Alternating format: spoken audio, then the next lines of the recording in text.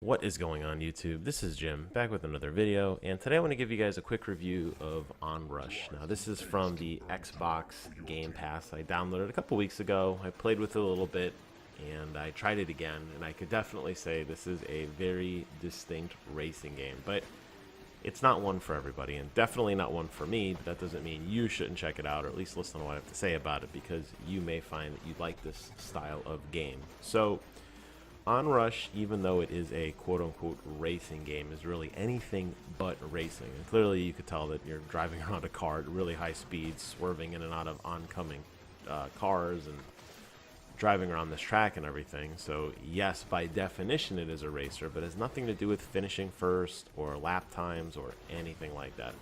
It's all about survival. So you drive around in a group of cars like a herd, and I think they actually call it a herd when you're going through the tutorial, but basically the objective is to survive by crashing into other cars and basically outlasting everybody.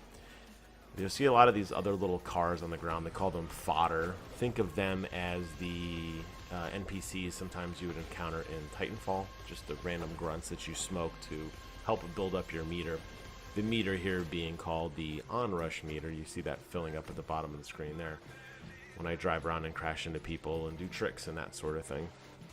The objective is to build up enough meter to drive fast enough and crash into enemy cars to destroy them.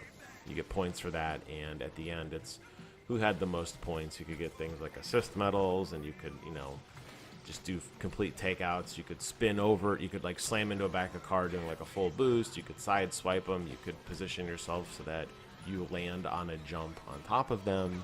A couple different ways to take out your competition.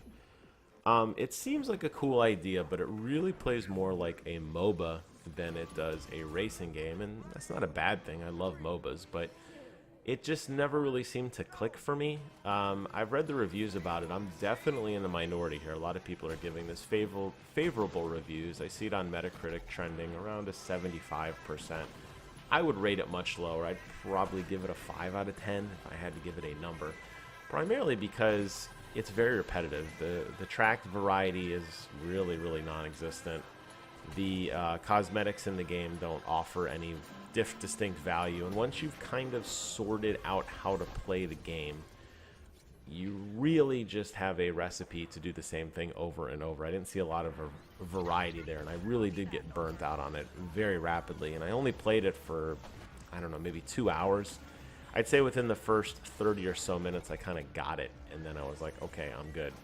There's some things that I think would work better for this game, primarily if you were playing with friends. And I know a lot of people say, well, geez, every game is better with playing with friends, and I would agree with that. But this one in particular, because it has that MOBA backbone to it, I feel like if you were collaborating on a team as to when people would use their Onrush and how you would use it to block enemy progression and who you would target and focus, I think it would be a lot more fun. When you're playing by yourself with a bunch of AI, they're off doing their own thing, you're off doing your own thing, and it really comes together as a jumbled mess. And if you ever played a game like Heroes of the Storm or League of Legends and you don't have any teamwork, you're going to get wrecked very quickly, and you're not going to have a lot of fun with it. And that unfortunately holds true here as well, especially since, as you're seeing now on the screen, when you have your Onrush meter going, it actually shoots out energy to make all your other teammates also boost as well, and that's really need to be used to your advantage.